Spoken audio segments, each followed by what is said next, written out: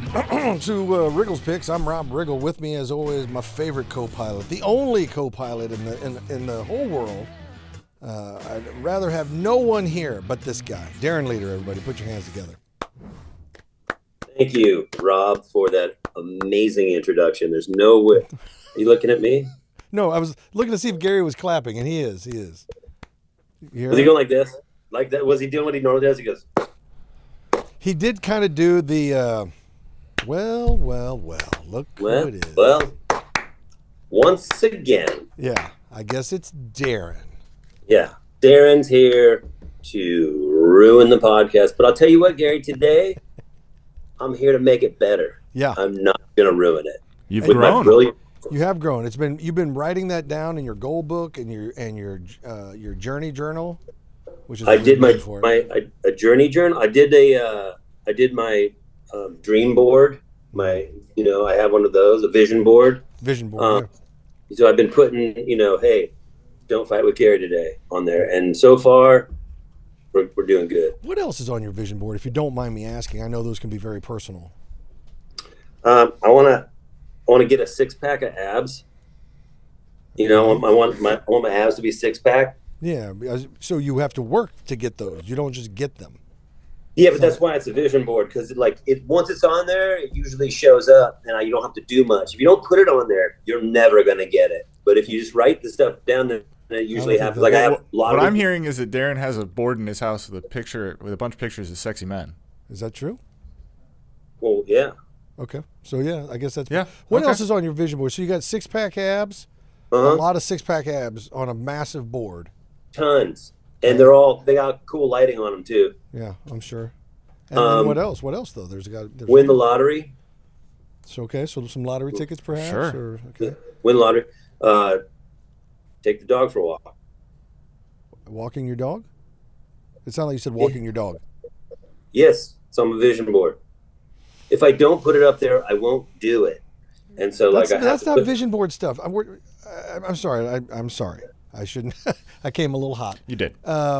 So the way I understand vision boards to work is you put up your dreams of what you aspire or want or desire up on the board, and then by looking at them and thinking and having them in front of your mind, you manifest those into your life.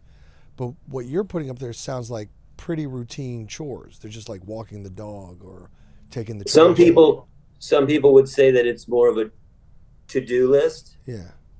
I just call it my vision board because it's something that I really want to do. I think you've crossed the streams. I think you've got a to-do list and a vision board, and you've put them together. That's my guess. Well, yeah, I don't know if winning the lottery goes on the to-do list necessarily. That's right. It probably does. That's more of a vision board. I can see that as a vision board. I can see the 6-pack abs as both to do. Yeah, could go either way. Yeah, but walking the dog and taking the trash. It's so confusing. That's why I just have a vision board. I mean, I don't have to-do lists. I only have aspirations, and I write them down on my vision board. And if it's Monday and I know trash day is Tuesday, guess what goes on the vision board? Take the trash out. Yeah. Yeah, I get it. Okay, you know what? Actually, maybe I've been approaching this wrong. My vision board's full of, pictures of family, pictures of whatever, boats or homes or, the luxuries of life. Mountains and, homes and views. I get it. Not necessarily the to-do. No, I know. I think that you might be using your vision board improperly. Okay, well, that's fine. I guess you do your vision board, and I will, That's another reason, Gary, that I love this country. We can all have vision boards and we can all use them in different ways.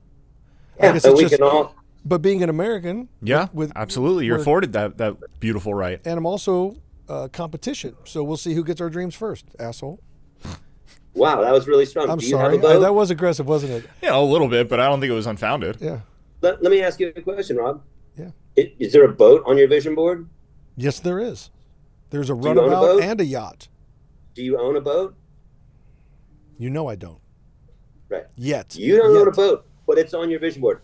I have a dog walking vision board thing. Guess who walks the dog? I do. I make the dreams come true. I'm the That's not a reality. dream. That's Gary Bagman. That's not a dream. That's not a dream. Living it. Okay. Knuckles. Oh, God. But see, here's the thing, Rob. You know, I've seen the vision board at your house, and the boat you're looking for is big enough that you could walk your dog around the boat. I could. If you ever got it. Maybe Yeah, even that's great, maybe Gary. even 2 dogs. Maybe even 2 dogs. There you go. Because I could get 2 dogs. D-man, what do you think about that? I love that you can do anything you want, Rob, but apparently you have not been able to do the boat thing. Yet. These visions Right. take time, Darren. They take We'll time. see. I'm going to have my vision board all checked off by the end of the day. And then I start a new one tomorrow. Sick. Okay. Yeah. It's the way it's just the way we're looking at it. I think it's a to-do list and you're calling it a vision board. But whatever. Good luck, and I'll see you at the finish line, I guess. I'll see you on the boats. I'll see. What was it, Zig Ziglar? You say? I'll see you from the top. Oh, Zig Ziglar. He's a buddy. Yeah, I'll see you at the top. What do you mean he's a buddy? Hold on. What do you mean he's a buddy? He texts me on Twitter. He doesn't text you. He's not even alive anymore, I don't think. Oh, I thought you meant Dolph Ziggler, the wrestler. Zig Ziglar, the Oh. motivational speaker and teacher. Oh, that's Tony Robbins. Zig Ziglar. You are You're so off. confused You're today. so confused. You're confused.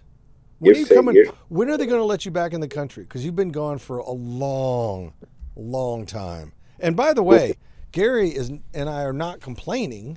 We're just curious. I'm most curious about, given the notorious nature of how strict Canada is with allowing people of questionable backgrounds and behavior. Who did you pay off? I got heat coming in here. I usually do. Like, this is all joking aside. So What happened? You get pinched at the border? When you see me, most people think, that guy doesn't have a lot of respect for rules or society's norms. Mm-hmm. So when I get to borders, it's generally going to go like this. Hello, sir. What are you here going to do in Canada? And I hang out and play a little rock and roll. Yeah. I'm a fish. Really? How many days are you here for? 32, just till a couple of cases blow over. And that's when I get the, okay, sir, we're going to take you over to this room. Just wait for the officer. And like, dude, I know they're going through my stuff. Like, right in front of me. They crack it open and they go deep cavity. They do. Dude, It's does this happen all the time, or does this happen like a couple times? No, it happens often. It happens often, and it really is. And look, I get it. You know, like I look a certain way. Yeah. People Judge people. I get it. It makes it inconvenient, and it sucks a bag of hammers. Yeah. But you know, it's part of the deal. When you have tattoos on your knuckles and your head and everywhere else, people tend not to view you in a super cool light a lot of times. You know what impresses me about you, though? There's a lot of things, I'll be honest. You're a very impressive guy. But one of the things is you have a very good self-awareness. Like, you're like, yeah, I figure they're going to stop me. I figure they're going to take a look. I figure they're going to scrutinize me. Especially when you Of course, and I'm here for 32 days to rock and roll, baby, and catch some of your prize fish. Then they're like, okay, right over there. yeah, we're going to need to see what you got going on. They lift up the hood and they look in. And, you know, that's why, honestly, like, you can't get into Canada if you have a DUI. Like, they will turn you around. Really? Oh, bro, it is insane. So Canada, Japan is really tough. A lot of the Asian countries are tough. UK is a little tough, but most everywhere else, Australia, you just don't want to bring actual drugs into these places because they will go deep on you. Yeah. And if you have a history, a criminal history, or like a DUI or something like that, they're just like, no. Canada is notorious for that. Really? If you work in the rock and roll business, if you're a roadie or a tour manager or a crew guy, and you have a DUI, you've got to get somebody to go cover your gig because you're not getting to Canada. That's amazing. See, I did not know that. I would not know that. Yeah. And it seems very strict. Like I get why they wouldn't maybe want criminal elements coming into the country. Okay, I get that. But DUIs, I mean, I don't know. That's hard. That's a harsh line. Dude, it is. It's like a choice you made maybe 10 years ago when you were, a little less smart than you might be now, right? Yeah. And you make a mistake, they make you still pay for it. Wow. It's crazy. It's crazy. Yeah. But so are you going to, what about coming back home? You think they're going to let you in this time? It's always a crapshoot, Rob. It's always a crapshoot. I mean, sometimes I just come up here with a couple extra pairs of underwear because I don't know how long I have to stay here sometimes. Right now you're on a 32-day rotation up there. Yes. Mm-hmm. And you're laying down some hot licks for the people, as I call it, which means playing music for the fans. Yes. And then you're going to try to get back in to the U.S. I'm going to try. Yeah, I'm going to do everything I can between now and then to smooth it all out. Hopefully I can come back. If you need help, you can call Gary. Gary? Yeah, you can call me. See? All right. Thanks, Gary. I'm not sure I'll be able to do anything, but you can call me. It's okay. I might just call you just and talk. Sometimes while I'm getting my cavities searched, I like to chat with my buddy. Sometimes when you're being, shook down, you need a friend to talk to. I'll be there for you. You do? Dude. I think that's a Bon Jovi song, but that's cool. Speaking of Bon Jovi, we got a rock and roll legend coming on the show today. And when I say rock and roll legend, I mean television producer, director. I mean, not rock and roll legend not whatsoever. Rock and roll at all, but I mean a television producer, director, showrunner. An icon. He really has worked on some of the most amazing shows. He really has. A lot of my favorites. Yeah, and he's really talented, really fun guy. I think you're going to enjoy meeting him and talking with him. So what do you say we bring him into the studio, Gare? We've got him blindfolded. And we got a hood over his head out in the green room. So he doesn't know where he is. He hasn't seen anything. We grabbed him this morning. He actually was at a Starbucks. We just saw him. I go, I think that's him. Gary and I put a bag over his head, threw him in a van. You extracted him from a Starbucks? Thank you. That's what I call it. I call it extraction. Yeah. Yeah, we extracted him from a Starbucks, and now he's here. So I hope he's super stoked to talk to us. Well, let's go take the hood off and apologize and see if he'll come into the studio with us. Deal. You apologize. I never apologize. Got it.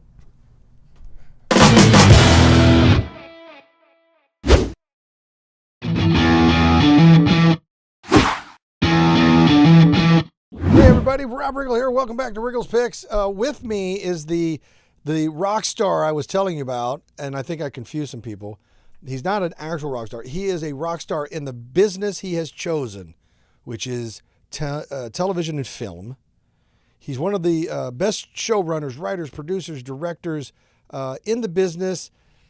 Dean Holland. I'm not going to hold back the name anymore. I can't hold back the name. Oh. It was like a torrent of water just pushing on that wall. You know what? They all knew. They did. They did. The build-up. With that build-up, they knew. They knew. Dean, here's a fun story. I'm just going to put it out there on Front Street. That's with the kid. That's kid talk. It's street talk. But I'm going to put it on Front Street.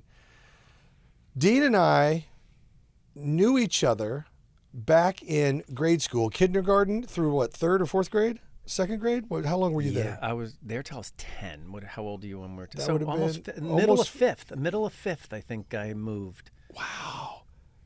Wow. So it started like 40. And were you kindergarten through? 47 years ago we met. So we went to the same elementary school in Overland Park, Kansas, Trailwood Elementary. That's right, Darren. We went same grade? Same grade. Yep. He looks so much younger than you, Riggle. I don't understand. That's probably because I have all this blonde in my beard. Makes me look like a beach It's probably my golf game. And Dean plays a pretty good game of golf. He shot an 80 today at Rustic, and he shot a 76. And what was the front? What was the back? Front was 38. That's good. And the back was 42. Yeah, back's tougher. Yeah, that is a harder one. But the crazy thing with that story, Yeah. So Rob came over to my house to play poker. I hadn't met Rob, but my daughter and his son are in the same class, all the stuff. And he comes over and we just start talking about the Chiefs. And Rob's kind of like, wait a minute. Where are you from?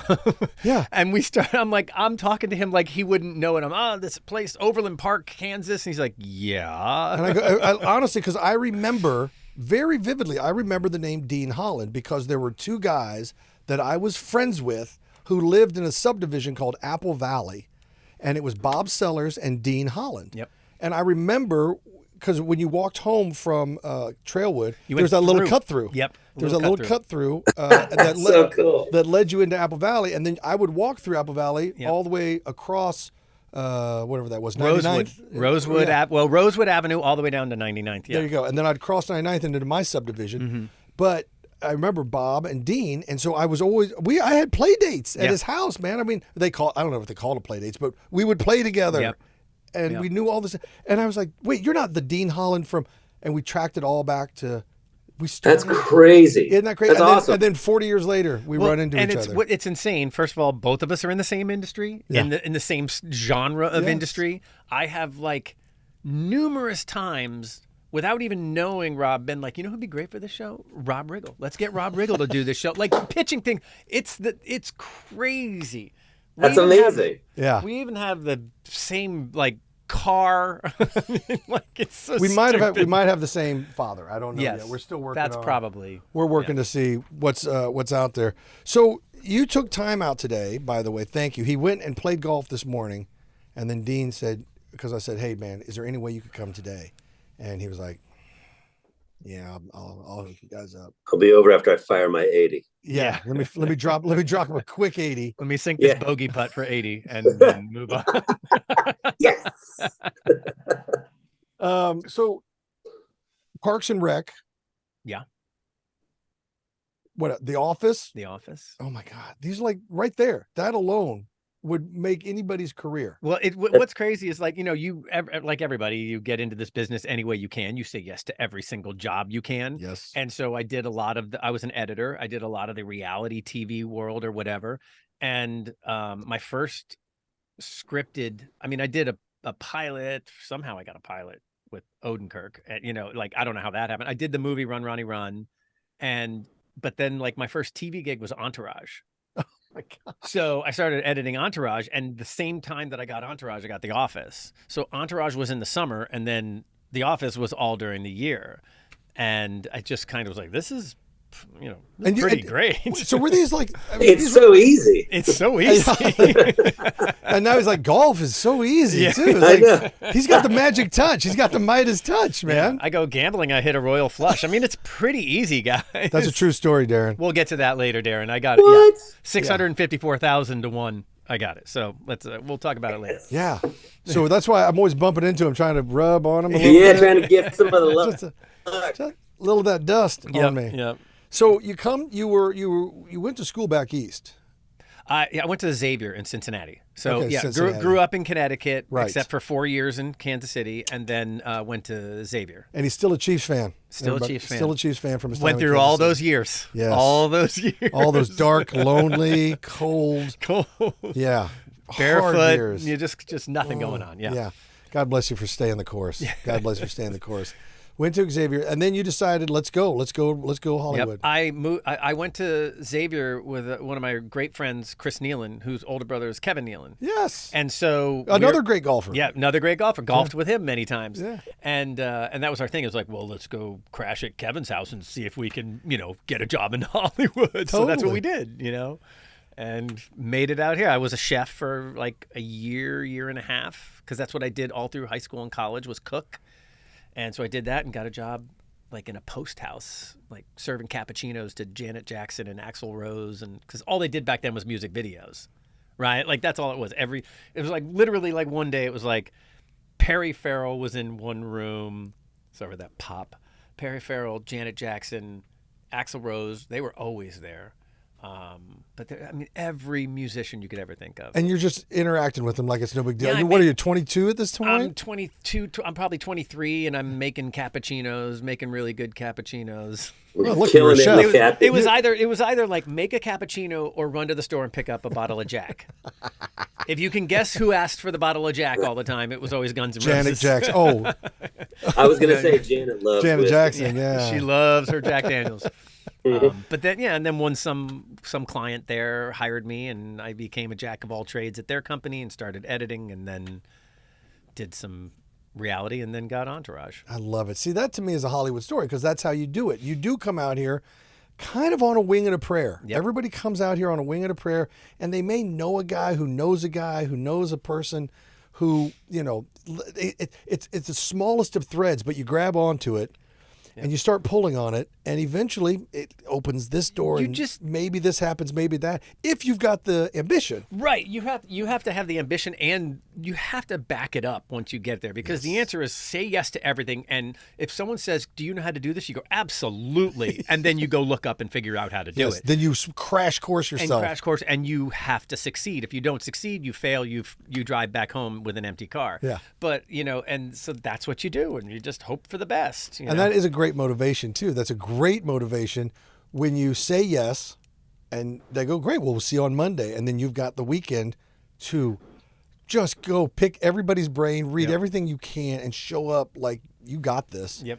And you're right, because when you burn your bridges, like, you know, you will go home empty-handed. I was editing something, and someone came into my room. They go, hey, he was a director, and he's like, a lot of people say they really like you. I'd like you to cut this concert for me. A Weird Al Yankovic concert. And I'm like, done. And he's like, and you've cut multicam before, right? And I'm like, absolutely. God bless you. Get the job. I just showed up a half hour early.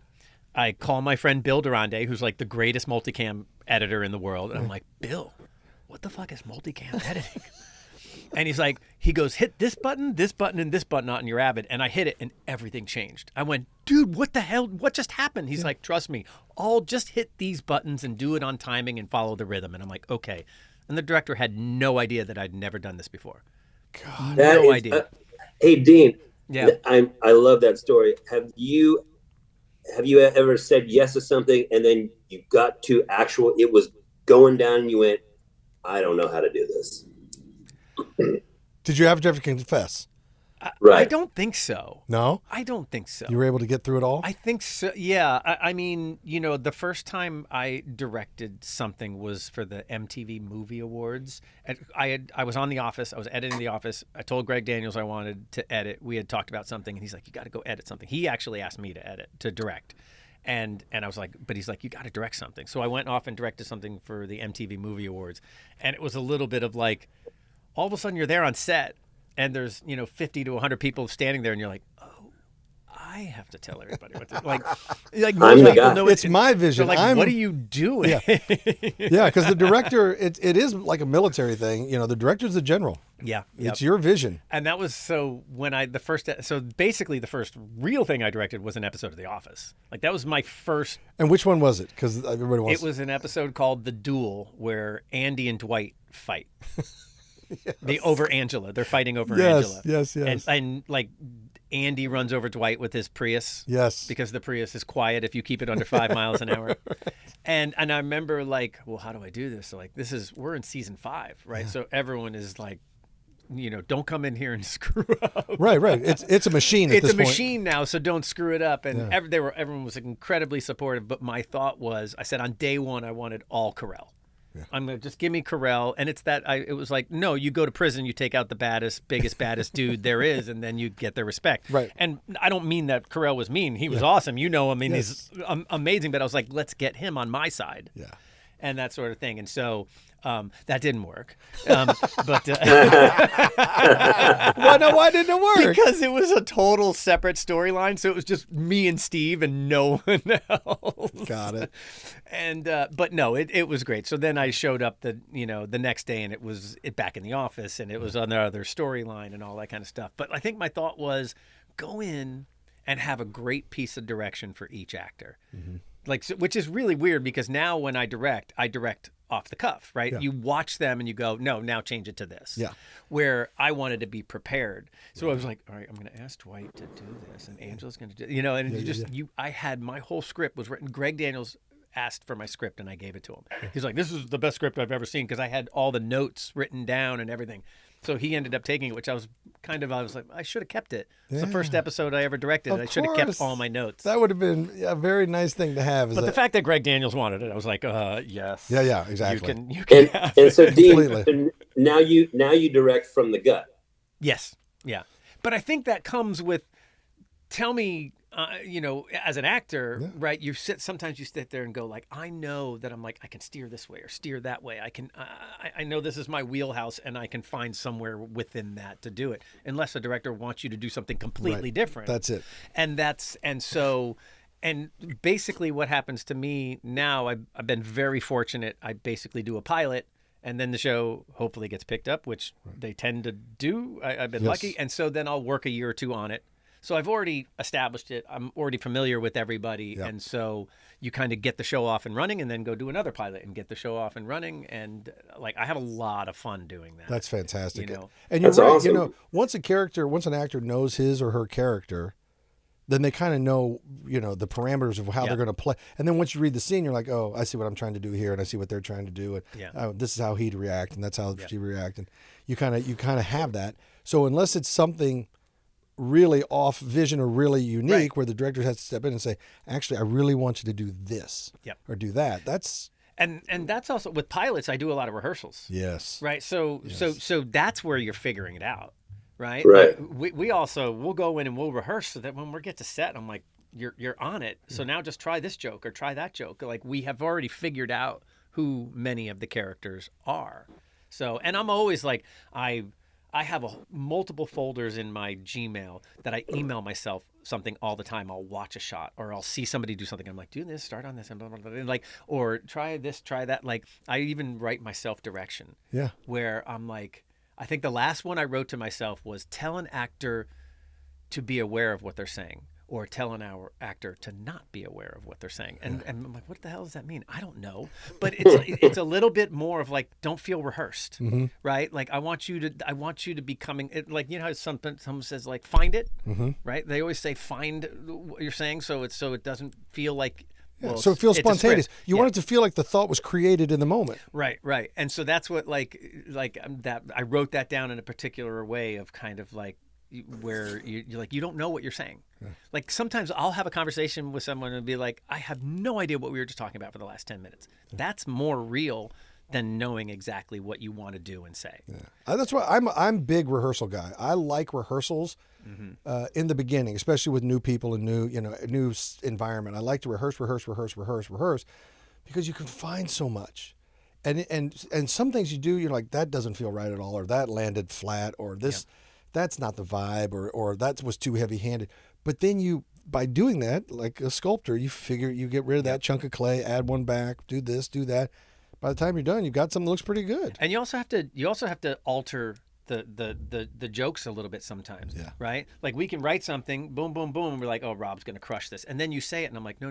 Now say it like this, because that's going to play better for you, right? And it's just like you have to be willing to change that shit, right? Nicholas Stoller said that. It's like, it's all about options. Comedy is all about options. Get options, multiple takes, different jokes, all that shit. I remember, and you're 100% right on that too. When doing daily show pieces, when we were out in the field, it was just you, a field producer, and we'd hire local camera crews because we couldn't afford to take our own camera crews. So we'd hire local. So it was just you and a field producer. Yeah. And we would do 5 different versions of the same type of, information gathering or whatever. But it was because inevitably when you got back in the edit bay, you were always like, oh, why didn't we get you saying that? Why didn't we get you saying this? Or why? You don't want those regrets. No. So you have to kind of vomit them all out. And then when you get back and edit, you're like, okay, we're not doing that. But thank God we got this one version of you being happy about it or sad about it or whatever. And by the way, like I was an editor for like 15 years. I mean, I feel like that's invaluable of directing now because for multiple reasons. A, for performance and all this kind of stuff. But also people always say, oh, you must shoot like an editor. So you shoot exactly what you need and move on. I'm like, no, I shoot like an editor. I shoot everything under the freaking sun so that when I get in the edit room, I can make anything happen. Right. You've got options. Yep. You got to have those options. Yeah. That's awesome. So Parks and Rec was a major part of your career and something that you really enjoyed. Absolutely. And you worked with some of the most wonderful people in the world. Amy Poehler was my direct improv teacher. She was one I learned from coming up in New York back in the late 90s. I think the world of her. Me too. And And then, of course, Chris Pratt, who's amazing and gone on to fun things, and Aubrey Plaza, another UCBer. Yep. Aziz was a UCBer back in the quality cast. Yeah, just hit the jackpot. Yeah, Rob Lowe, who I worked with, and Adam Scott. I mean, you really had a great cast. It was a phenomenal cast. Yeah. It really was. And I love seeing, we were on that show, and every year at the end of the season, I'm like, well, I got to fix the resume. I got to get a job because we're never going to. No one watched our show. That's how it is with like Arrested Development. All the greats, the greats, in my opinion, smart comedy. I think smart comedy, and I don't want to make a commentary on America. Do you think it's just ahead of its time a little bit, the good stuff? Maybe. I think it's too hip for the room, too smart. It was, and it was also, look, we were at a time where there was a lot of comedies out there, right? Everybody was watching everything. Even The Office was still on. It was just like, there was a lot to watch. So, I mean, we were there. People watched us, something like that, but we weren't crushing the ratings, That surprises me. That really surprises me, because I've always considered it and viewed it as a massive hit. We only had one season where we were picked up early. You had to wait? We had to wait till May 14th. Which is the upfronts. The upfronts is on the 15th or whatever, and NBC was out there, and they'd be like, yeah, okay, you're picked up. And that was it. And only 1 year, because Polar got pregnant. And we called up and we're like, you're going to lose Polar and we won't be able to give you another season. So you need to pick us up and we're going to roll right into the new season. And we ended up shooting 6 episodes. At the end of season 2, we shot 6 episodes for season 3. Oh, wow. So that we could do it and Amy could come right back. And we tricked the network into picking hey, us listen, up. whatever it takes. Whatever it takes. Whatever it takes, one. And two, you know what? Those guys, they should be tricked. They should be tricked every once in a while. Because they're the ones, they're the ones sticking it to everybody. Yeah. With the last second, you got a job for another year. Exactly. Like, but then it hit Netflix, and everybody talked about Parks after that. It was crazy. The same thing happened to Arrested Development. Same thing. It was, which is such a great show. In its time, it did average. Yeah. And then it went on to become the icon that it is. Yeah. We watched it. Yes. Do you know what I mean? That's what I think Parks was. Is we all watched it, but the whole world wasn't watching it. And it's such a great middle America show too. Oh, yeah. It really is. And I think that's what happened. Is it went on Netflix and people were like, oh, this is right up my alley. Yeah. And you put a character like Ron Swanson on there, and it brings a lot more audience in, He was such gold. Phenomenal. Having a character like that who's so specific. Yep. You just it's like Coach on Cheers, or Woody on Cheers, or Norm on Cheers, all Cheers. But it's like you can count on that character to be that character. Yep. And it's wonderful. It was funny, and we were on the golf course today talking about Pratt, and because I was quoting some horrible ad lib that he did that is wildly popular on the internet. But one of the stories, he was an incredibly good improviser. Oh yeah. And Mike Schur tells a story about a joke in the flu episode where Amy Poehler has the flu, Adam's with her, right? And they're like, all right, we got to get you out of here. And Pratt's just background. Yeah. He doesn't have a line in it, nothing. He's just in the background. And they walk off and the camera finds him and he's at a computer. And he says, Leslie, I typed into your symptoms into the computer and it says you have network connectivity problems. And Mike Schur will tell you, he's like, on my best day, I couldn't write that joke. It was phenomenal. And that made it into the show. It was so good. Yeah. It's dumb jokes. Yeah, but he's a dumb special talent. Jokes. But he found it. Yeah, he found it. And that's good. You have to embrace. Mike and I had a little barometer. We were like, no, that's 4 dumb jokes in the episode. We can't. We always try to keep it to 2. Yeah. Right? You're don't make somebody so stupid. Yeah. So, they have to have a redeeming quality. It is a fine line. It is a fine line because you get those big laughs and you're like, well, let's just keep doubling down, and you can't do that because it dilutes it. Yes, and you sacrifice all the good that could come from him having other redeeming qualities. Yep, exactly. So it is you have to balance that. You have to. I'm glad you're looking out for the actors like Absolutely. that and the characters. Always, but again, that's the options. Right, Yeah. That's the options. Give me 12 dumb jokes, and we're going to use 2 of them. Yeah, we're going to use the 2 best. So we're obviously, we're in a strike right now, and it's caused all kinds of hate and discontent. But it's important. Yeah. It's important because, actors and writers, with it started out, I thought, as a residual. It feels like it's turned into an AI battle. There's a change. I mean, the industry's changing. Yeah. I mean, for everything from AI to streaming, Yeah. right? Like for 15 years now, they've been kind of saying like, we don't really know. I mean, you do. You do. That's you do, the 'cause thing. You send us the numbers. So you do. Right. Yeah. But I don't, 15 years ago, they didn't. Yeah. And so it is this massive evolution of the industry. And so It's gonna take some sorting. It needs to be shaken up a little bit. How are you doing? Residuals would be nice too. Yes, of course. How's this? How have you? Obviously, you've been playing golf, but how else have you been able to use this time? Because it's tricky. People have been doing podcasts. People have been writing their books or writing manuscripts or writing whatever. Does it make you feel more creative right now, or are you a little uninspired because of the strike? I started out really strong.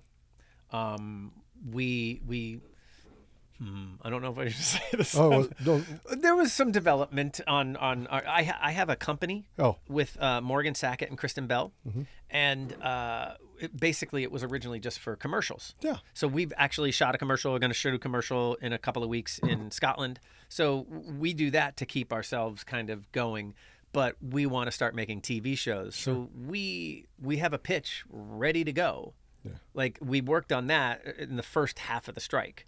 And so we got that. We're like, this is great, and there was all those things were happening at the beginning. And I don't know, it was like 3 weeks ago, something. I was just like, yeah. I just stopped. I was just like, I lost any care. Yeah. I need it to be over. Yes. Because my brain's not functioning anymore. I hear you. Like the thing started May 1st with the writers, and then, the summer just kind of became the summer. I had plans here, I got plans there. I did the same, and you protest or you picket, and then you go do your thing, and you're not doing much. And if you had any development, you kind of finished it. Yep. And then you're like, well, And the kids are back at school. Kids are back at school. They have a schedule.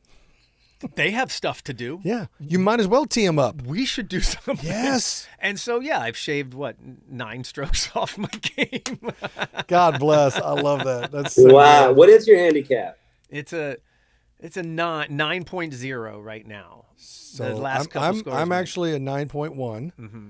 Darren's a 3.2. So you shot your handicap today. Yeah. That's good. And the 76 smoked it.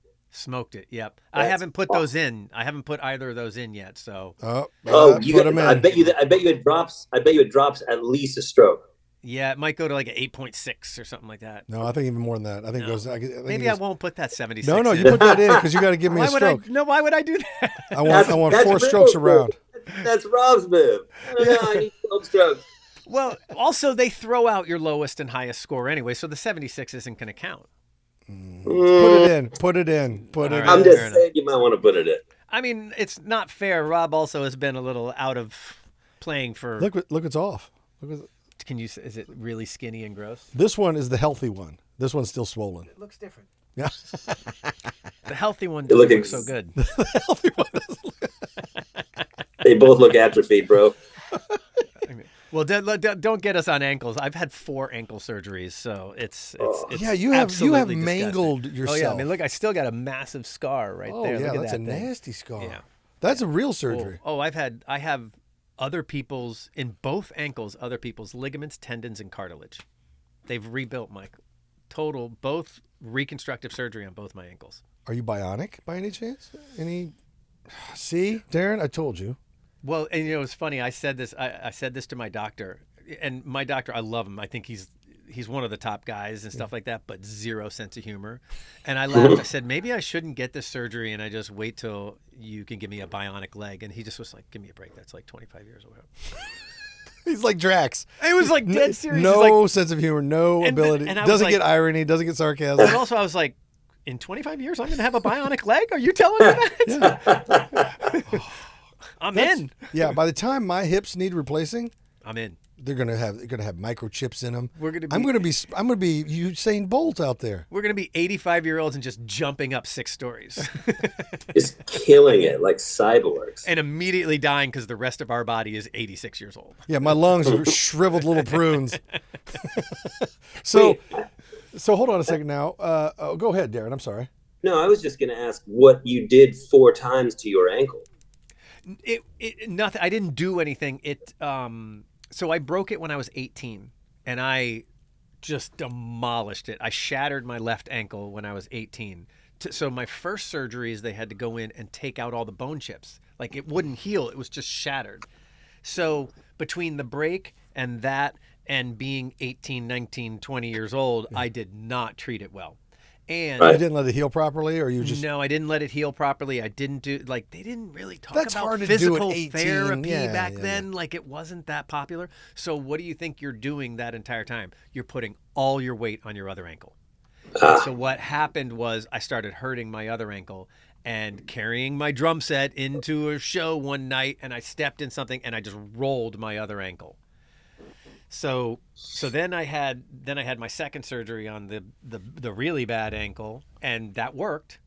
And then 20 years later, we had our first kid, and I'm like, my other ankle that I never fixed was basically just dangling there. And so I had the reconstructive surgery on that, and I was like, great, now I have 2 ankles that work phenomenally. And at the zoo with the kids and walking across the grass, and you know how like sometimes holes are hidden? Yes. My Oh, yeah. good one from the original surgery 30 years ago went in it and just snapped in half. And so I had to, yeah, I know it. And that's this one with the, I know. And so the doctor was like, I don't know if I can fix it because the ankle doesn't have anything, and I have to open up your old surgery. I'm sorry. Hold on, Doc. What do you mean you can't fix it? Like, look, this one, you can't see one scar on this, and there are 7 incisions on this ankle, and you can't see anything. And so he's like, I can't do that to this ankle because there's so much scar tissue. There'd already been 2 surgeries on it. So he went in, and it didn't take. So, and by the way, this surgery is 4 months in bed, laid up with your foot elevated. Jesus. That's the recovery. And then Cool. 6 to 9 months of physical therapy. So I did all of that, and I could just tell, I'm like, it didn't work. Oh, no. I don't think the cartilage attached to my body and grew. And so How do you stay mentally? I work it out. I strengthen it every single day. But because when you're laid up for that long and you're incapacitated like that, I mean, I started shooting like a 46 on Tiger Woods golf.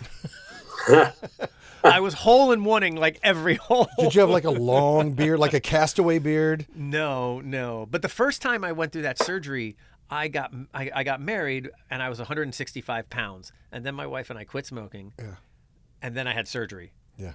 I was 206 at the happens. end Wow. of it. Yeah, that happens. Wow. So when the second time it came, I went, do not bring me food. Yeah. I actually lost a pound after 4 months because I like exercised my upper body. The doctor also wouldn't let me, work out because it pumps the blood, and with this, because this huge scar was open. So the scar's over a foot long. And he's like, if you pump your blood, it's going to come out. So I had to wait like a month before I could do that. And then I just took 5-pound weights and just did this all day. And it just got my heart pumping, and it helped. See, I did nothing when I was laid up, and my injury was not nearly what you went through. Okay, I'm getting a signal that he wants us to wrap up. So, yeah, exactly. Thank you, Dean. That was. And by the way, Gary, love you, but are you excited for things that are coming up? Now, this strike's going to end. They all end. They have to, okay? Because we got to get back to work, you know. So when that does end, do you feel like you got a quiver full of arrows at this point and ready to go?